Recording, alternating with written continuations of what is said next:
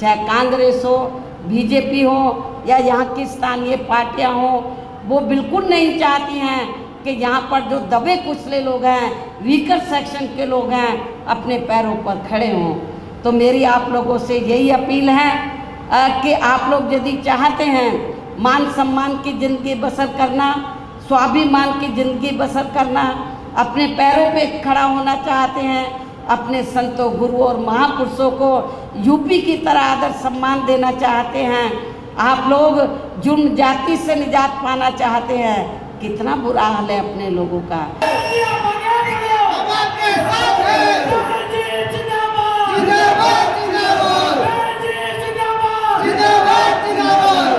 ఇప్పుడు మన పవిత్రమైన బహుజన సమాజ్ పార్టీ పతాకాన్ని మన జాతీయ అధ్యక్షురాలు, ఉత్తరప్రదేశ్ మాజీ ముఖ్యమంత్రి గారు బైర్జీ కుమారి మాయావతి గారు ఎగరేస్తారు. ఎగరేసిన తర్వాత అందరూ పిడికిలి పైకెత్తి ఇక్కడ బహుజన గీతాల పర్యటన దయచేసి అందరూ కూడా మరి బహుజన గీతాన్ని పాడి తమ నివారణ మాదిరిగా కల్పించాల్సిందిగా మరి కోరుకుంటున్నాను మిత్రులారా.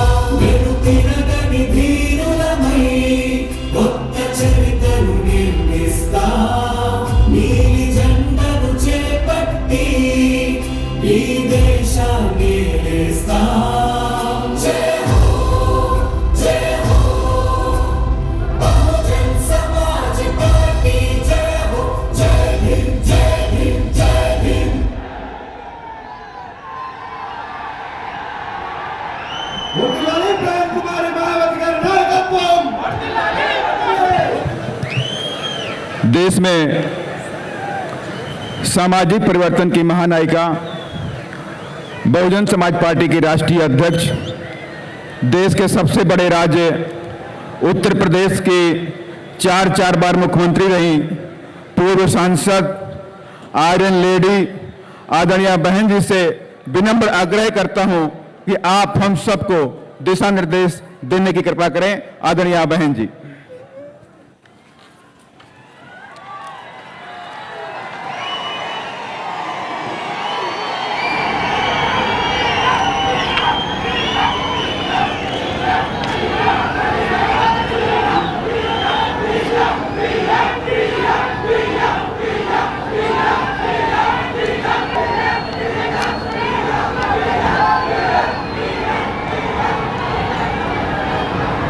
तेलंगाना स्टेट के कोने कोने से आए हुए बीएसपी के सभी छोटे बड़े पदाधिकारी, कार्यकर्ता, केंद्रीय व स्टेट कोऑर्डिनेटर, स्टेट अध्यक्ष एवं जनप्रतिनिधिगण, आप लोग अपने छोटे मोटे साधनों से चलकर मुझे सुनने के लिए यहाँ भारी संख्या में पहुँचे हैं, तो उसके लिए मैं आप सभी लोगों का हार्दिक दिल से आभार प्रकट करती हूँ। और अब मैं आपके तेलंगाना स्टेट एवं यहाँ की आम जनता तथा विशेषकर SC, ST, OBC, मुस्लिम, ईसाई व अन्य धार्मिक अल्पसंख्यक समाज के लोगों के हितों में कुछ ज़रूरी बातें रखूं, लेकिन उससे पहले यहाँ मैं देश में समय समय पर जन्मे अपने उन सभी महान संतों, गुरुओं व महापुरुषों में भी खासकर महात्मा ज्योतिबा फूले, छत्रपति शाहू जी महाराज, नारायणा गुरु, पेरियार जी, बाबा साहब डॉक्टर भीमराव अंबेडकर एवं मान्यवर श्री कांशीराम जी आदि को भी पूरे तहे दिल से नमन करती हूँ, नतमस्तक करती हूँ, जिन्होंने अनेकों कष्ट झेलकर यहाँ खासकर SC, ST व अन्य उपेक्षित वर्गों के लोगों को अपने पैरों पर खड़ा करने के लिए हर संभव पूरा प्रयास किया है और जिनसे प्रेरित होकर व जिनके बताए हुए रास्तों पर चलकर ही मैंने खुद भी अपनी पूरी जिंदगी समर्पित की है। और अब मैं खासकर SC, ST व OBC वर्गों के लोगों को ये कहना चाहूँगी कि बाबा साहब डॉक्टर भीमराव अंबेडकर ने अपने अथक प्रयासों से इन वर्गों को भारतीय संविधान में आरक्षण संबंधी व अनेकों और कानूनी अधिकार तो जरूर दिला दिए हैं, लेकिन उनका इन सभी वर्गों के लोगों को अभी तक भी पूरा लाभ नहीं मिल पा रहा है, जिससे दुखी होकर ही फिर बाबा साहब डॉक्टर अंबेडकर ने केंद्र की कांग्रेसी सरकार से अपने केंद्रीय कानूनी मंत्री पद से इस्तीफा तक भी दे दिया था। और उसके बाद आप लोगों को ये मालूम है कि परम पूज्य बाबा साहब डॉक्टर अंबेडकर ने भारतीय संविधान में आरक्षण व अन्य और जरूरी कानूनी अधिकार आप लोगों को दिए, SC, ST, OBC वर्गों के लोगों को दिए और ख़ास तौर से OBC वर्गों के लोगों के लिए भारतीय संविधान में आर्टिकल 340 की व्यवस्था करके तो उन्होंने ये प्रावधान किया कि देश में जो भी पहली सरकार बनती है वो कांग्रेस की बनी थी सेंटर में, तो उनकी जिम्मेवारी बनती है कि आर्टिकल 340 के तहत तो SC, ST को छोड़कर जो अन्य पिछड़े वर्ग के लोग हैं जिनकी शैक्षणिक, सामाजिक और आर्थिक स्थिति लगभग SC, ST की तरह हैं, उनको भी जिंदगी के हर पहलू में आगे बढ़ने के लिए मौका मिलना चाहिए और सरकारी नौकरियों में खासकर आरक्षण की सुविधा मिलनी चाहिए। बाबा साहब डॉक्टर अंबेडकर जब पहले कानून मंत्री बने, आज़ाद भारत की जब पहली सरकार बनी उसमें कानून मंत्री बने, तो बाबा साहब डॉक्टर अंबेडकर ने तो उस समय पंडित जवाहरलाल नेहरू एंड कंपनी के लोगों को, केंद्र की सरकार को ये कहा कि SC, ST का जो रिजर्वेशन कोटा है वो समय से पूरा होना चाहिए और इनके अलावा जो अन्य पिछड़े वर्ग के लोग हैं तो आप कमीशन बैठाएं, आर्टिकल 340 के तहत कमीशन बैठाकर जो जातियां छूट गई हैं उनको भी आरक्षण की सुविधा दें, उनको भी कानूनी अधिकार दें जिंदगी के हर पहलू में आगे बढ़ने के लिए। लेकिन कांग्रेस ने उस समय, केंद्र की सरकार ने, पंडित जवाहरलाल नेहरू ने बाबा साहब की बात नहीं मानी और जो उन्होंने आपको सरकारी नौकरियों में आरक्षण का कोटा दिया तो उसको भी पूरा नहीं किया और ना ही अति पिछड़े वर्ग के लोगों को आरक्षण की सुविधा दी और उसके लिए ना ही कोई कमीशन बैठाया। तो तब फिर बाबा साहब डॉक्टर अंबेडकर ने ये सोचकर अपने कानूनी मंत्री पद से इस्तीफा दे दिया कि जब मेरी बात नहीं मानी जा रही है, मैं अपने लोगों को कानूनी अधिकारों का फ़ायदा नहीं दिला सकता हूँ, तो मुझे इस पद पर बैठने का कोई नैतिक अधिकार नहीं है। उन्होंने कानूनी मंत्री पद से इस्तीफा दे दिया था और उसके बाद फिर भी अपने इन सभी वर्गों के लोगों को भाईचारे के आधार पर संगठित करने तथा केंद्र व राज्यों की भी राजनीतिक सत्ता की मास्टर चाबी इन्हें खुद अपने हाथों में लेने के लिए पूरे जी जान से लग गए थे। बाबा साहब डॉक्टर अंबेडकर इस्तीफा देने के बाद चुप नहीं बैठे थे। उन्होंने फिर ये फैसला लिया कि इन लोगों को मैं भाईचारे के आधार पर संगठित करूंगा और इनको इस लायक बनाऊंगा कि ये केंद्र और राज्यों में राजनीतिक सत्ता की मास्टर चाबी खुद अपने हाथों में लें और उसके जरिए जो कानूनी अधिकार मैंने दिए हैं उनका लाभ ये अपने लोगों को दें। लेकिन दुख की बात यह है, उनके ज़्यादा दिन, परम पूज्य बाबा साहब डॉक्टर भीमराव अंबेडकर के ज़्यादा दिन जीवित ना रहने की वजह से वे अपने इस मकसद में अपने जीते जी कामयाब नहीं हो सके। इतना ही नहीं बल्कि इनके देहांत के बाद इन वर्गों में से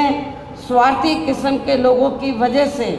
काफ़ी समय तक इनकी ये मूवमेंट आगे नहीं बढ़ सकी। किंतु इन वर्गों के लोगों को मान्यवर श्री कांशी राम जी का बहुत बहुत आभारी होना चाहिए, जिनके त्याग तपस्या व अथक प्रयासों से फिर बाबा साहब डॉक्टर भीमराव अंबेडकर की ये मूवमेंट बामसेफ, DS4 व BSP के राजनीतिक मंच के जरिए काफ़ी कुछ आगे बढ़ी है और उनके जीते जी व देहांत के बाद भी मैं खुद भी पूरे जी जान से उनके इस मिशन को आगे बढ़ाने में पूरे जी जान से लगी हुई हूँ, जिसके तहत ही आबादी के हिसाब से देश के सबसे बड़े प्रदेश उत्तर प्रदेश में सर्व समाज में से खासकर गरीबों, दलितों, आदिवासियों, पिछड़े वर्गों, मुस्लिम व अन्य धार्मिक अल्पसंख्यक समाज के लोगों को भाईचारे के आधार पर संगठित करके फिर वहाँ मेरे नेतृत्व में हमारी पार्टी को, जो आबादी के हिसाब से देश का सबसे बड़ा प्रदेश है, फिर वहाँ मेरे नेतृत्व में हमारी पार्टी को 4 बार अपनी सरकार बनाने का मौका मिला और वहाँ हमारी पार्टी ने राजनीतिक सत्ता की मास्टर चाबी के जरिए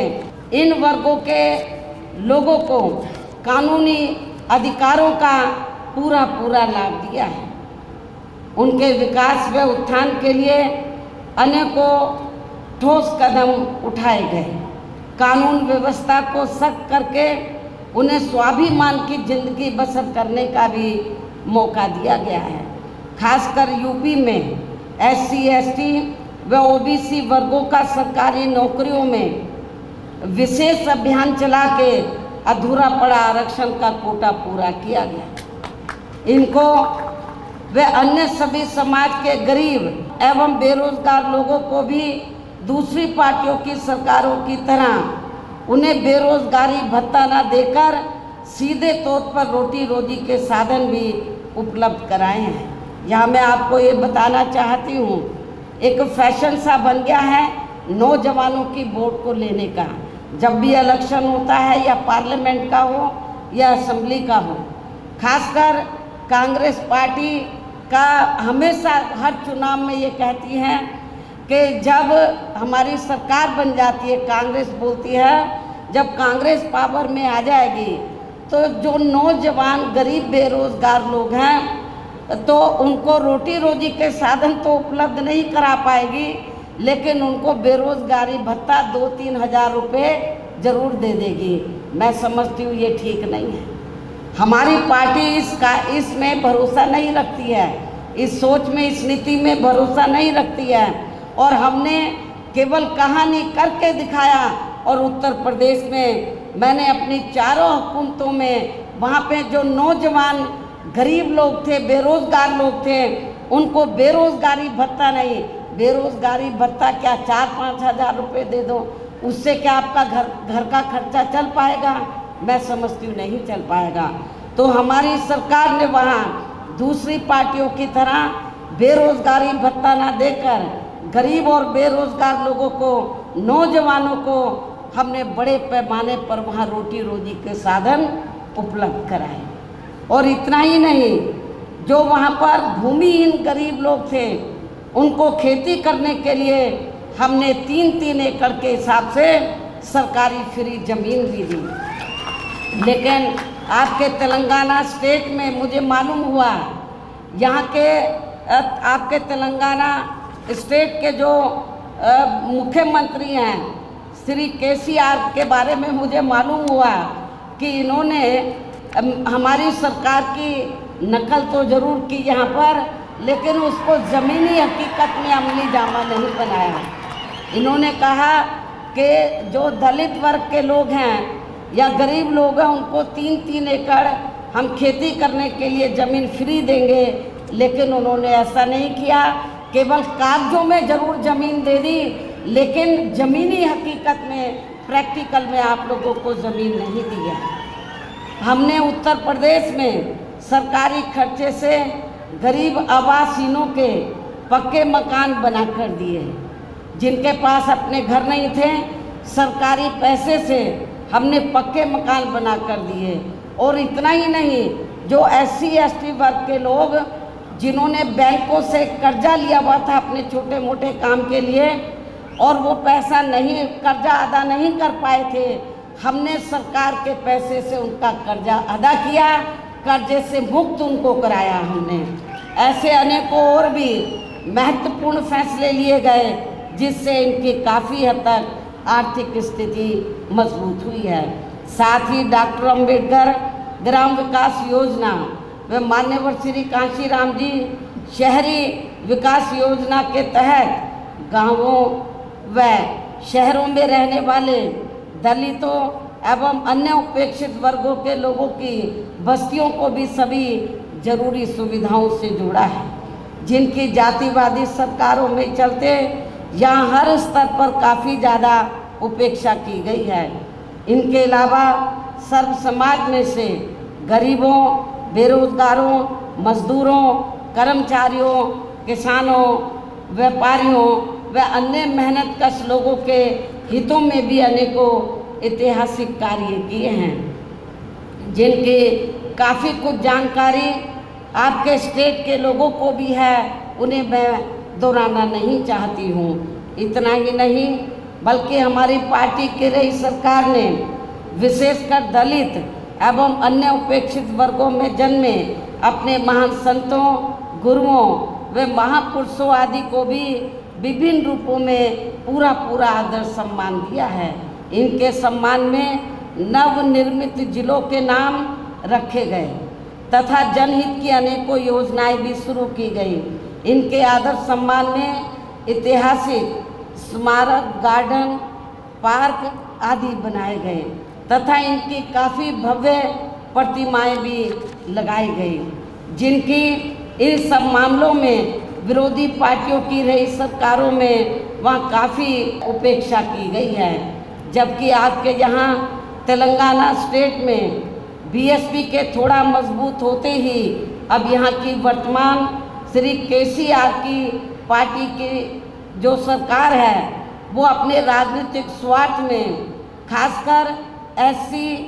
ST व OBC वर्गों के मसीहा परम पूज्य बाबा साहब डॉक्टर भीमराव अंबेडकर के नाम पर कुछ सरकारी स्थलों के नाम रखने तथा उनकी ऊंची प्रतिमा लगाने व विभिन्न योजनाएं चलाने आदि की भी याद आने लगी है, जिसका वास्तव में पूरा क्रेडिट व श्रेय यहाँ के मौजूदा राज्य सरकार को नहीं जाता है, बल्कि BSP के हर उस छोटे बड़े कार्यकर्ता, पदाधिकारी आदि को जाता है, जिनकी वजह से अब यहाँ अपनी पार्टी का जनाधार बढ़ रहा है, जिससे घबराकर फिर यहाँ की वर्तमान राज्य सरकार को ये सब करने के लिए मजबूर होना पड़ा है। मुझे ये भी मालूम हुआ कि यहाँ के मुख्यमंत्री ने 2-3 बार ये कहा कि बाबा साहब डॉक्टर अंबेडकर ने जो भारतीय संविधान बनाया है तो हम उसको बदल देंगे, वो हमारी सोच के मुताबिक नहीं है। लेकिन जब हमारे लोग इसके खिलाफ मैदान में उतरे तो अपनी इस कमी पर पर्दा डालने के लिए, आपको खुश करने के लिए ये सब नाटकबाजी इनको करनी पड़ी है। जबकि इस मामले में सच्चाई तो ये है कि आपके राज्य सहित पूरे देश में कांग्रेस, BJP व अन्य कोई भी जातिवादी पार्टी दिल से ये कतई भी नहीं चाहती है कि यहाँ SC, ST, OBC, मुस्लिम व अन्य धार्मिक अल्पसंख्यक समाज के लोगों का भी सही से विकास व उत्थान आदि हो सके तथा इनके संतों, गुरुओं व महापुरुषों आदि को भी पूरा आदर सम्मान मिल सके। इसलिए इनके ऐसे दिखावटी कृत्यों से, कार्यशैली से यहाँ SC, ST, OBC, मुस्लिम व अन्य अकलियत समाज के लोगों का भला होने वाला नहीं है, बल्कि इन वर्गों के महान संतों, गुरुओं व महापुरुषों आदि को विभिन्न रूपों में आदर सम्मान देने के साथ साथ इन लोगों की गरीबी एवं बेरोजगारी आदि को दूर करके इन्हें खुद के अपने पैरों पर खड़ा करने के लिए यहाँ अपनी पार्टी के लोगों को अपने स्टेट में भी, यानी कि अपने तेलंगाना स्टेट में भी यूपी की तरह ही विशेषकर SC, ST, OBC, मुस्लिम व अन्य धार्मिक अल्पसंख्यक समाज के लोगों को भाईचारे के आधार पर जोड़ना है तथा यहाँ अपनी पार्टी के जनाधार को कैडर के आधार पर बढ़ाना है। इसके साथ साथ अपनी पार्टी को BSP सदस्यता के जरिए आर्थिक तौर पर मजबूत भी बनाना बहुत ज़रूरी है। और इस मामले में वैसे आप लोगों को ये मालूम है कि हमारी पार्टी अपने संगठन को चलाने व चुनाव आदि लड़ाने के लिए भी कांग्रेस, BJP व अन्य विरोधी पार्टियों की तरह बड़े बड़े पूंजीपतियों व धन्ना सेठों आदि से आर्थिक मदद नहीं लेती है, बल्कि अपनी पार्टी के ही आम कार्यकर्ताओं की आर्थिक मदद से व उनके सामर्थ्य के हिसाब से थोड़ी थोड़ी आर्थिक मदद लेकर तब अपनी पार्टी के संगठन को चलाती है तथा चुनाव आदि भी लड़ाती है, जो विरोधी पार्टियों को अच्छा नहीं लगता है। साथ ही BSP को कमज़ोर करने के लिए खासकर कांग्रेस, BJP व अन्य पार्टियों द्वारा आए दिन जो किस्म किस्म के हथकंडे अपनाए जा रहे हैं, तो उनसे भी अपनी पार्टी के लोगों को ज़रूर सावधान रहना है। और ख़ासकर यहाँ की जो वर्तमान सरकार है उसके सावधानी के तौर पर यहाँ मैं ये भी कहना चाहूँगी, देश के जिन जिन राज्यों में हमारी पार्टी मजबूत हो रही है, देश के जिन जिन राज्यों में हमारी पार्टी मजबूत हो रही है, तो वहाँ विरोधी पार्टियों ने पर्दे के पीछे से विशेषकर दलित व अन्य कमज़ोर वर्गों में से स्वार्थी किस्म के लोगों को इस्तेमाल करके तथा उनके जरिए अनेकों दलित एवं पिछड़े वर्ग के संगठन व छोटी छोटी पार्टियां भी काफ़ी बनवा दी गई हैं, ताकि चुनाव के दौरान वे अपने हिसाब से, यानी कि विरोधी पार्टियां अपने हिसाब से BSP की मजबूत सीटों पर खासकर दलित, आदिवासी व अन्य पिछड़े वर्ग के उम्मीदवार उतारकर उनका वोट बांट सके, जिससे फिर हमारी पार्टी चुनाव में अपना उम्मीदवार ना जिता सके तथा फिर ये पार्टी, यानी कि हमारी पार्टी सत्ता से दूर बनी रहे। एक ये भी षड्यंत्र विरोधी पार्टियों का चल रहा है और ये सब हमें आपके स्टेट में भी काफ़ी कुछ देखने के लिए मिल रहा है, जिससे आप लोगों को ज़रूर सचेत रहना है। अर्थात आपको अपना वोट कतई भी बांटना नहीं है, जबकि BSP के खासकर दलित बेस वोट को तोड़ने के लिए अब सभी विरोधी पार्टियां इनके मसीहा परम पूज्य बाबा साहब डॉक्टर भीमराव अंबेडकर की जयंती एवं पुण्यतिथि पर किस्म किस्म के कार्यक्रम आदि करके खूब नाटक करती रहती हैं, जिनको यहाँ के जातिवादी लोग व उनकी पार्टियाँ उनके जीते जी बिल्कुल भी आगे बढ़ते हुए देखना नहीं चाहते थे। और ख़ासकर देश की सबसे पुरानी पार्टी कांग्रेस पार्टी ने तो बाबा साहब डॉक्टर भीमराव अंबेडकर जी को, जिन्होंने देश का संविधान बनाया है, उनको भारत रत्न की उपाधि तक से भी सम्मानित नहीं किया था। आज़ादी के बाद कांग्रेस पार्टी लंबे अरसे तक सेंटर की सत्ता में रही। हमारे लोगों ने आंदोलन किया, मांग की कि बाबा साहब डॉक्टर अंबेडकर को भारत रत्न की उपाधि से सम्मानित किया जाए, लेकिन कांग्रेस ने आप लोगों की इस डिमांड को नहीं माना और कांग्रेस ने सत्ता में रहते हुए अपनी सत्ता में, यानी कि कांग्रेस जब सेंट्रल में थी तो सत्ता में रहते हुए बाबा साहब को भारत रत्न की उपाधि से सम्मानित नहीं किया था। इतना ही नहीं बल्कि केंद्र में रही इसी कांग्रेस पार्टी की सरकार में ही पिछड़े वर्ग की आरक्षण से संबंधित मंडल कमीशन की रिपोर्ट आ गई थी, जिसे भी इनकी सरकार ने लागू नहीं किया था। तब फिर बीएसपी ने अपने अथक प्रयासों से केंद्र में रही श्री बीपी सिंह की सरकार से उनसे इसे ये कह के लागू करवाया था उस समय जब श्री बीपी सिंह की सरकार सेंटर में बनी, उनके नेतृत्व में, तो हमारी पार्टी के पहली बार कुछ मेंबर पार्लियामेंट जीत कर आए थे। खाता खुला था पार्लियामेंट में और मैं भी मेंबर पार्लियामेंट बनी थी, लोकसभा में मैं चुनकर आई थी। तो उस समय श्री बीपी सिंह ये चाहते थे कि मान्यवर श्री कांशीराम जी को उन्होंने कहा कि हम ये चाहते हैं कि आपकी पार्टी सरकार में शामिल हो और हम मायावती को जो आप चाहे हम बड़ी मिनिस्ट्री देने के लिए तैयार हैं। लेकिन हमने माननीय श्री कांशीराम जी ने श्री बीपी सिंह को ये कहा कि हमें आपके मंत्रालय कोई भी नहीं चाहिए, हमें केवल 2 काम चाहिए आपसे। एक तो बाबा साहब डॉक्टर अंबेडकर को भारत रत्न की उपाधि से आप सम्मानित कर दो और दूसरा जो मंडल कमीशन की रिपोर्ट जो कांग्रेस ने ठंडे बस्ते में डाली है उसको लागू कर दो, हमें आपका मंत्रालय नहीं चाहिए। श्री बीपी सिंह जी ने हमारे इस 2 बातों को माना, शर्तों को, और तभी फिर उनकी ही सरकार में बाबा साहब डॉक्टर भीमराव अंबेडकर को भी भारत रत्न की उपाधि से सम्मानित किया गया था। इसके साथ साथ कांग्रेस पार्टी ने इनको लोकसभा, आप लोगों को ये मालूम है कि कांग्रेस ने तो बाबा साहब डॉक्टर भीमराव अंबेडकर को उनके खिलाफ और सभी हिंदूवादी ताकतों को इकट्ठा करके कांग्रेस पार्टी ने बाबा साहब को लोकसभा में जीतकर सीधा नहीं जाने दिया था। इतना ही नहीं बल्कि बाबा साहब के देहांत के बाद इनकी मूवमेंट को आगे बढ़ाने के लिए अपनी पूरी जिंदगी समर्पित करने वाले बीएसपी के जन्मदाता एवं संस्थापक मान्यवर श्री कांशीराम जी के देहांत होने पर उस समय केंद्र में रही कांग्रेस पार्टी की सरकार ने उनके सम्मान में एक दिन के लिए भी राष्ट्रीय शोक घोषित नहीं किया था, राष्ट्रीय झंडे नहीं झुकाए थे।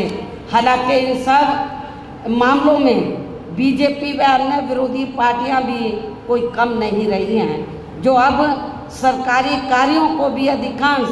प्राइवेट सेक्टर को ही देकर इनके आरक्षण को ही धीरे धीरे ख़त्म करने में लगी हैं, क्योंकि प्राइवेट सेक्टर में अभी तक भी इनके लिए अलग से कोई आरक्षण की व्यवस्था नहीं की गई है। खासकर SC व ST के कर्मचारियों को अब पदोन्नति में आरक्षण का भी पूरा लाभ नहीं मिल पा रहा है। इसके साथ ही अपने अपने राजनीतिक स्वार्थ में इन वर्गों के लिए केंद्रीय व राज्य स्तर पर घोषणाएं तो खूब की जा रही हैं, लेकिन ज़मीनी हकीकत में उनका बहुत कम लाभ ही इन्हें मिल पा रहा है। कहने का तात्पर्य ये है कि पूरे देश में अब इन वर्गों के लोगों को ऐसी सभी विरोधी पार्टियों के कतई भी बहकावे में नहीं आना है। और आप लोगों को यहाँ की जो वर्तमान राज्य सरकार है तो वो तो आप लोगों को गुमराह करने के लिए तो नंबर 1 पर है, किस्म किस्म के नाटक करने में माहिर है, लेकिन आप लोगों को इनके बहकावे में बिल्कुल भी नहीं आना है। और इन्हें आप लोगों को केवल अपनी एकमात्र हितैषी पार्टी बीएसपी को ही मजबूत बनाकर उसे कामयाब बनाना है, जो कहने में बहुत कम व कार्य करके दिखाने में ही ज़्यादा विश्वास रखती है। अर्थात बीएसपी की कथनी व करनी में कभी कोई अंतर नहीं होता है, यानी कि बीएसपी जो कहती है उसे करके भी दिखाती है। आप लोगों को ये मालूम है यूपी में 4 बार हमारी सरकार बनी,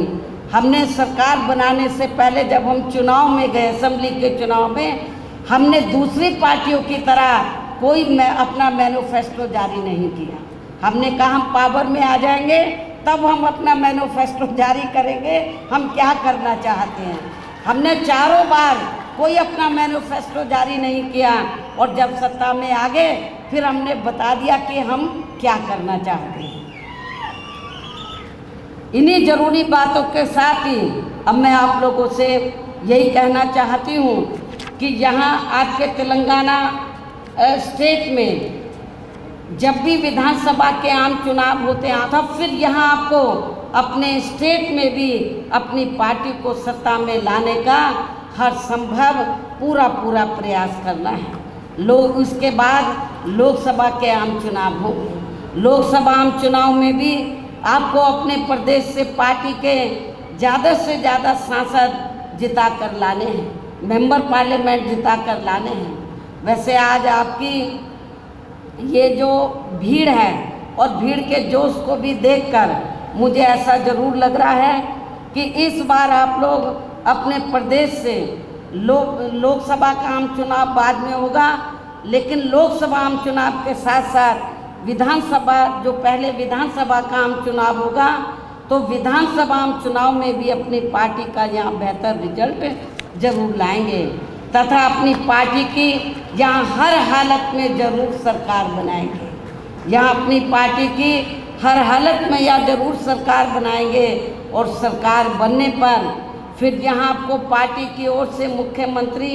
हर मामले में काबिल व मिशनरी कार्यकर्ता को ही बनाया जाएगा। ये भी मैं आपको बताना चाहती हूँ। अर्थात फिर आपके स्टेट का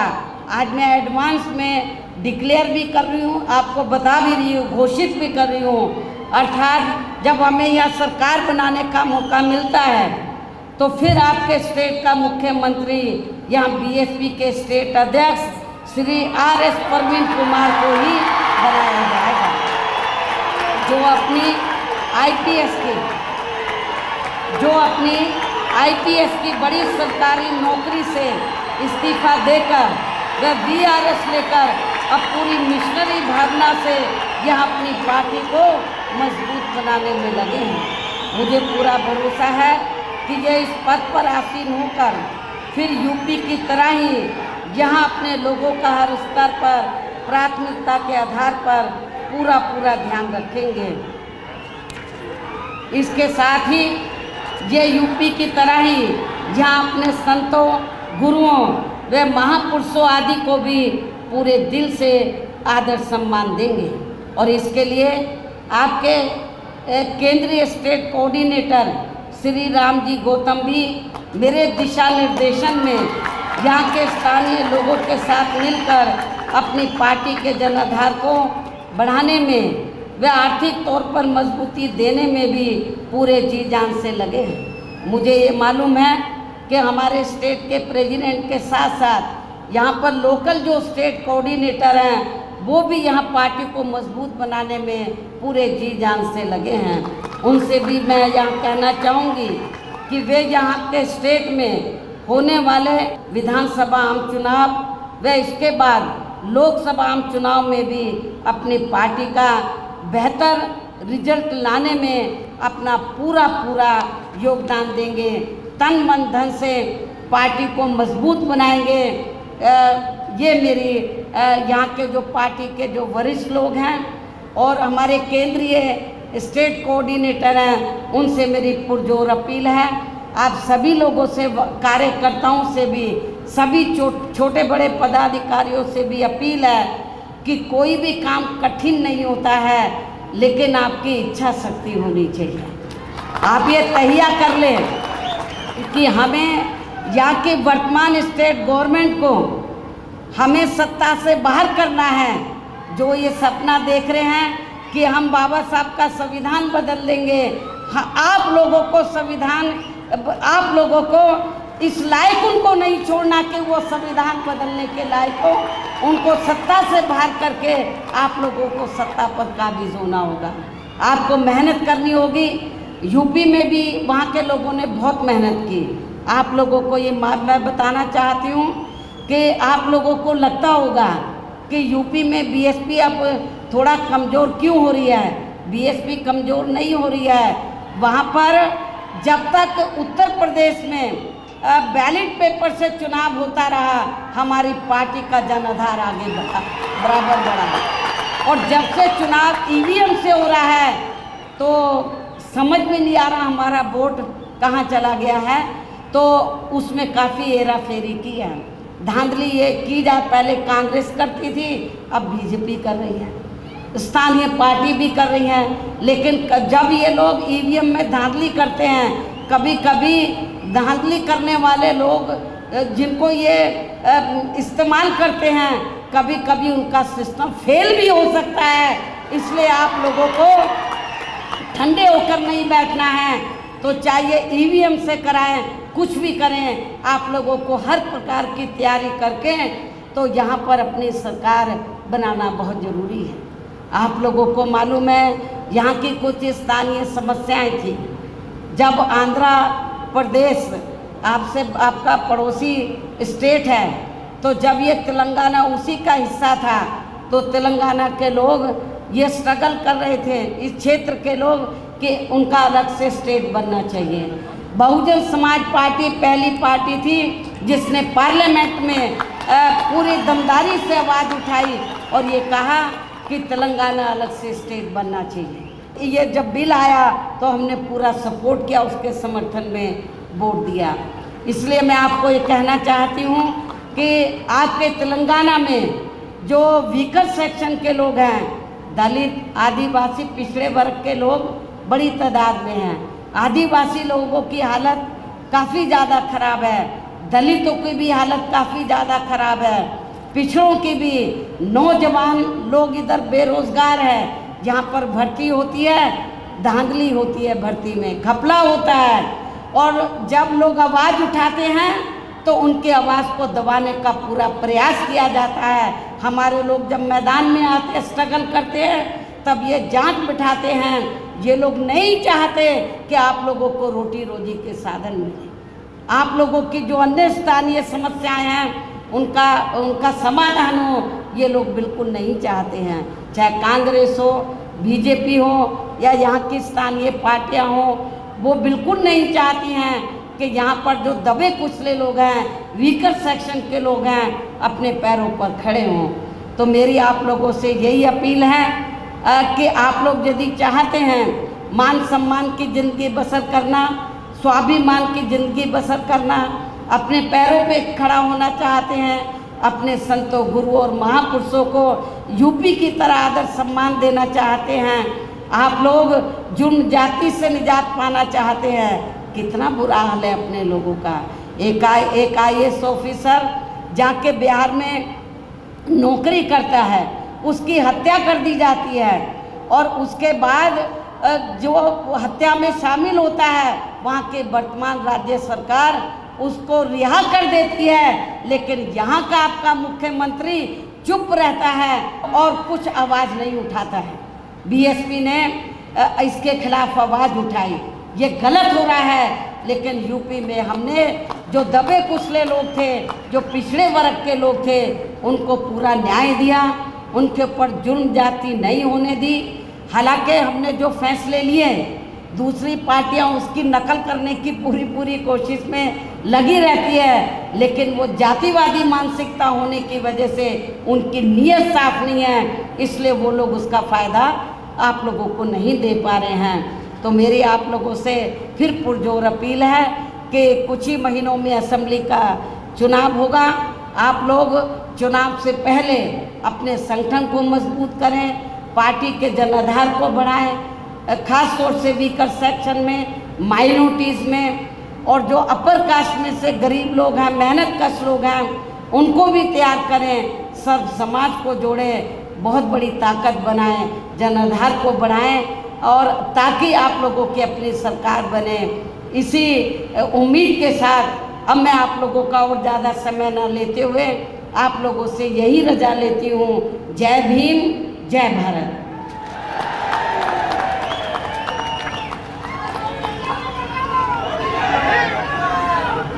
తెలంగాణ భరోసా సభ ద్వారా ఎంతో చరిత్రాత్మకమైనటువంటి బహన్ కుమారి మాయావతి గారి మేడం గారి యొక్క ప్రసంగాన్ని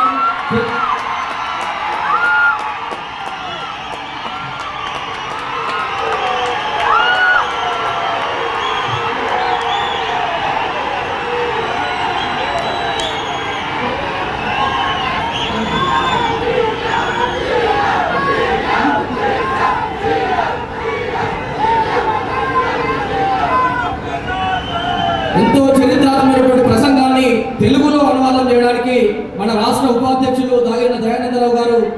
వారి మేడం గారి యొక్క ప్రసంగాన్ని తెలుగులో అనువాదం చేస్తారు. మిత్రులారా,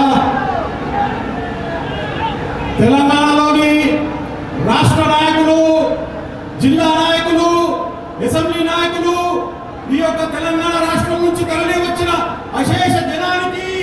నా యొక్క శుభాభివందనాలు తెలియజేస్తున్నాను. ముఖ్యంగా దూర ప్రాంతాల నుంచి వచ్చినటువంటి మీ అందరికీ కూడా పేరు పేరున శుభాభివందనలు తెలియజేసుకుంటున్నాను. Bahujan Samaj party SC, ST, OBC మైనారిటీలకే కాకుండా ముస్లింలకు, క్రిస్టియన్లకు అన్ని రకాల ప్రాధాన్యత ఇచ్చి ఉత్తరప్రదేశ్ లో 4 సార్లు ప్రభుత్వాన్ని ఏర్పాటు చేసి అందరికీ సమానమైన అధికారాలు పంచిపెట్టిన ఘనత ఉంది మిత్రులారా. అలాగే మహాపురుషులైనటువంటి మన జ్యోతిరావు పూలే, నారాయణ గురు, పెరియార్ రామస్వామి, ఛత్రపతి సాహు మహారాజ్, మాన్యవర్ కాంచీరామ్, బాబాసాహెబ్ అంబేద్కర్ యొక్క విచారధారల మీద మనము ఈ యొక్క తెలంగాణ రాష్ట్రంలో కూడా యూపీ లాగా ముందుకు తీసుకెళ్తామని మనం చేస్తున్నాం మిత్రులారా. అలాగే ఇక్కడ అనేక త్యాగాల మీద మనము ఈ యొక్క బహుజన్ సమాజ్ పార్టీని నిర్మాణం చేయడం జరిగింది. అంబేద్కర్ అందించినటువంటి రిజర్వేషన్లు ఏవైతే ఉన్నాయో అవి మొట్టమొదటి గవర్నమెంట్ అయినటువంటి కాంగ్రెస్ అవి ఎలాంటి ఇంప్లిమెంట్ అనేది ఈ దేశంలో చేయకపోవడం వల్లనే మనకు అనేక కష్టాలు అనేవి కాంగ్రెస్ పూర్వమని జరిగినాయని తెలియజేసుకున్నాను మిత్రులారా. అలాగే ఎస్సీ, ఎస్టీ, ఓబీసీల గురించి బాబాసాహెబ్ అంబేద్కర్ 340 340 ఆర్టికల్ని మనకు రాజ్యాంగబద్ధంగా పొందుపరచడం వల్లనే మనకు ఎన్నో లాభాలు బీసీ, ఓబీసీ వర్గాలకు జరిగిందని తెలియజేస్తున్నాం మిత్రులారా. అలాగే మన యొక్క అంబేద్కర్ మొట్టమొదటి లా మినిస్టర్ గా ఉన్నప్పుడు మన అందరికీ కూడా సమాన అధికారాలు, హక్కులు లభించాలని చెప్పి మనకు రాజ్యాంగబద్ధంగా అందరికీ ఎస్సీ, ఎస్టీ, బీసీ మైనారిటీలకు అందరికీ న్యాయం చేయాలని ఆలోచన చేసి జవహర్లాల్ నెహ్రూతో పోరాడి మహిళలకు కూడా సమాన అధికారాలు కావాలని అడిగి బీసీలకు కూడా సమాన అధికారాలు కావాలని చెప్పి వారు దానిని ఒప్పుకోనందుకు వారి యొక్క మంత్రి పదవిని రాజీనామా చేసిన ఘనత బాబాసాహెబ్ అంబేద్కర్ తెలియజేస్తున్నాం మిత్రులారా. మనము ఈ దేశంలో రాజ్యాధికారం దక్కించుకోవాలంటే మాస్టర్ కీ అనేది మన చేతికి అందాలి మిత్రులారా. మనము మాస్టర్ కీని చేతిని అందించుకున్నప్పుడే ఈ యొక్క బహుజనుల బతుకులు మారుతాయని తెలియజేస్తున్నాం మిత్రులారా. అలాగే మనము ఆలోచించుకున్నట్టయితే మనకు మాన్యవర్ కాంచీరామ్ గారు బహుజన్ సమాజ్ పార్టీ నిర్మాణానికంటే ముందు మనకు బాంసెఫ్ నిర్మాణం చేయడం జరిగింది. అలాగే DS4 నిర్మాణం జరిగింది. ఆ తర్వాత BSPని స్థాపించడం జరిగింది. ఈ యొక్క మిషన్ ఈ యొక్క భారతదేశంలో ఎంత పెద్ద జాతీయ పార్టీగా మనం ఆవిర్భవింపజేస్తున్నాం అనేది మీకు అందరికీ తెలిసిన విషయమే. ఉత్తరప్రదేశ్ లో మనం ఏవైతే సంస్కరణలు చేసినామో ఉత్తరప్రదేశ్ లో 4 సార్లు బహన్ కుమారి మాయావతి గారు ముఖ్యమంత్రిగా అన్ని అధికారాలు ఎస్సీ, ఎస్టీ, బీసీ మైనారిటీలకు, నిరుద్యోగులకు అందరికీ ఉపాధి, వాళ్ళకు ఉద్యోగాలు కల్పించడం అనేది జరిగింది మిత్రులారా. అలాగే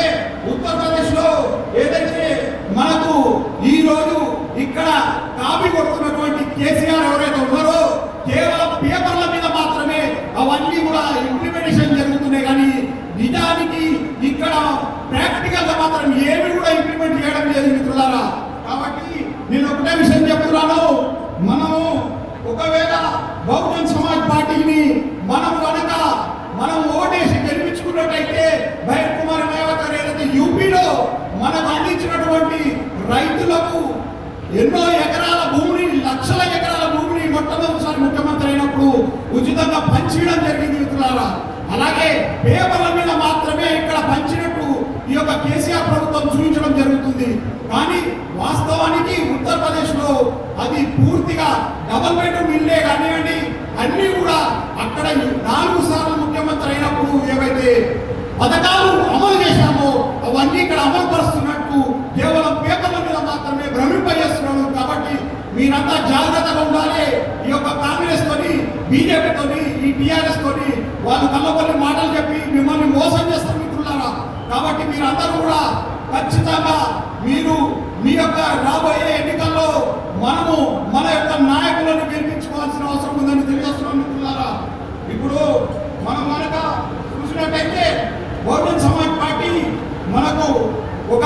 మహానాయకుడిని ఈరోజు బైర్ కుమారి మాయావతి గారు రాబోయే రోజులలో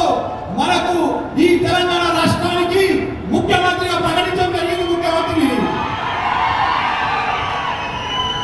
అలాగే మనము ఈ యొక్క ఎమ్మెల్యే ఎలక్షన్లే కాకుండా ఎంపీ ఎలక్షన్ లో కూడా మనం పెద్ద ఎత్తున మన యొక్క సత్తాను చాటాల్సిన అవసరం ఉందని తెలియజేస్తున్నాం మిత్రులారా. అలాగే మహాపురుషులైనటువంటి మన మహనీయుల యొక్క కట్టడాలు అంబేద్కర్ పార్కే కానివ్వండి, లేదా యూనివర్సిటీయే, గౌతమ బుద్ధ యూనివర్సిటీయే కానివ్వండి, ఇంకా మహాపురుషుల పేర్ల మీద అనేక రోడ్ల పేర్లు కానివ్వండి, అనేక సందర్భాలలో ఎన్నో గొప్ప గొప్ప సంస్కరణలు అనేది ఉత్తరప్రదేశ్ లో ఏదైతే చేయడం జరిగిందో అది ఇక్కడ తెలంగాణలో రాబోయే రోజుల్లో అవన్నీ ఇంకా అంతకంటే గొప్పగా మనం ఇక్కడ అమలు పరచుకుందామని తెలియజేస్తున్నాం మిత్రులారా. అలాగే ఏదైతే దళితుల పట్ల ఘోరాతి ఘోరంగా ఈ కేసీఆర్ నోరు వెనుకపోవడం అనేది మీరు చూస్తున్నారు మిత్రులారా. మొన్న జరిగినటువంటి బీహార్లో ఒక ఐఏఎస్ ఆఫీసర్ కృష్ణయ్య అనే ఒక దళిత ఆఫీసర్ని అక్కడ చంపినటువంటి గూండాలను జైల్లో పెట్టినా కూడా అక్కడ నుండి వాళ్ళు అన్యాయంగా అక్రమంగా ప్రభుత్వం యొక్క విధి విధానాలను మార్చి మరి వారిని విడుదల చేయడం జరిగింది మిత్రులారా. కానీ ఉత్తరప్రదేశ్ లో మనము చట్టాన్ని చాలా గొప్పగా పరుచుకున్న చరిత్ర మనకు ఉంది మిత్రులారా. అట్లాగే ఎస్సీ ఎస్టీ బీసీలే కాకుండా అగ్రవర్ణ పేదలకు కూడా ఎన్నో గొప్ప పథకాలు మనకు ఉత్తరప్రదేశ్ లో అమలు పరచుకోవడం జరిగింది మిత్రులారా. కాబట్టి మీ అందరికీ మనం చేస్తున్నాను, మీరంతా కూడా రాబోయే రోజులలో బహుజన్ సమాజ్ పార్టీని, మహాపురుషుల యొక్క విచారధారాన్ని ముందుకు తీసుకెళ్లి ఈ యొక్క దేశంలోనే జాతీయ పార్టీ అయినటువంటి బహుజన్ సమాజ్ పార్టీ తెలంగాణ నుంచి నాంది పలకడం జరుగుతుందని తెలియజేస్తున్నాం మిత్రులారా.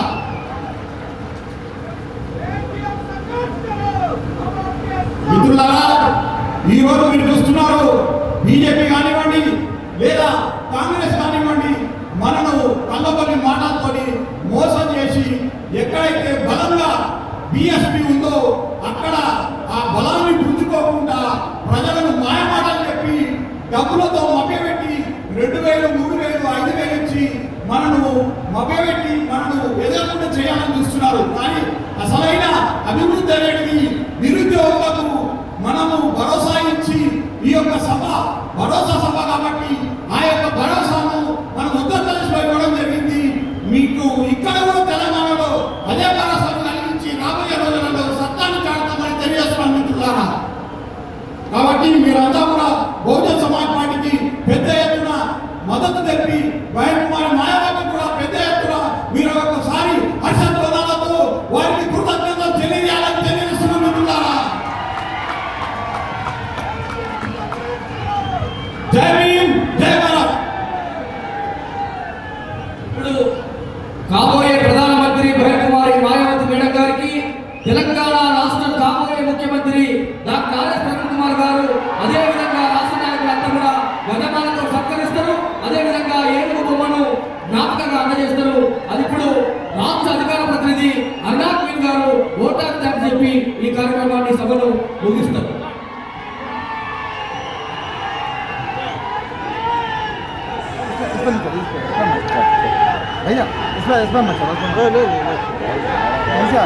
తెలంగాణ రాష్ట్ర కమిటీ తదనంతరం ఆంధ్రప్రదేశ్ రాష్ట్ర కమిటీ కూడా బైర్ కుమారి మాయావతి గారికి మేడం గారికి జ్ఞాపకను అందజేయబోతా ఉన్నారు. కాంచీరామ్ గారు బ్రతుకున్నప్పుడు ఒక మాట చెప్పిండు, ఎక్కడైతే నీలి జెండా అదే విధంగా ఏనుగు గుర్తు నేను చనిపోయినాక కూడా కనబడుతుందో అక్కడ నేను మళ్ళీ బతుకున్నట్టని ఆయన చేసినటువంటి ప్రకటన ఎగురుతున్నటువంటి ఈ నీలి జెండా సాక్షిగా తెలంగాణ రాష్ట్రంలో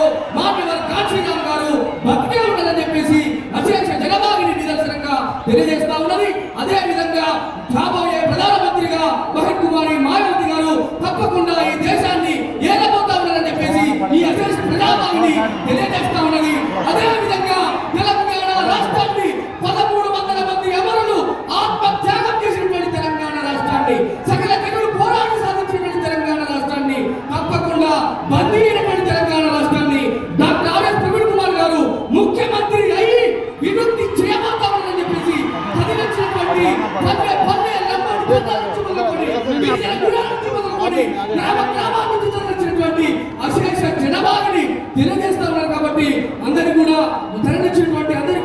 అందరికీ అంబేద్కర్, పూలే, కాంచీరామ్ గారి ఆశయాల సాధన కోసం సాగుతున్నటువంటి అందరికీ కూడా జై భీములు తెలియజేసుకుంటూ అన్నా క్వీన్ గారు ఓటార్థం చెప్పాల్సిందిగా కోరుతా ఉన్నాం. జై భీమ్ అందరికీ. ఇక్కడికి మొట్టమొదటిగా ఇచ్చేసిన ఉత్తరప్రదేశ్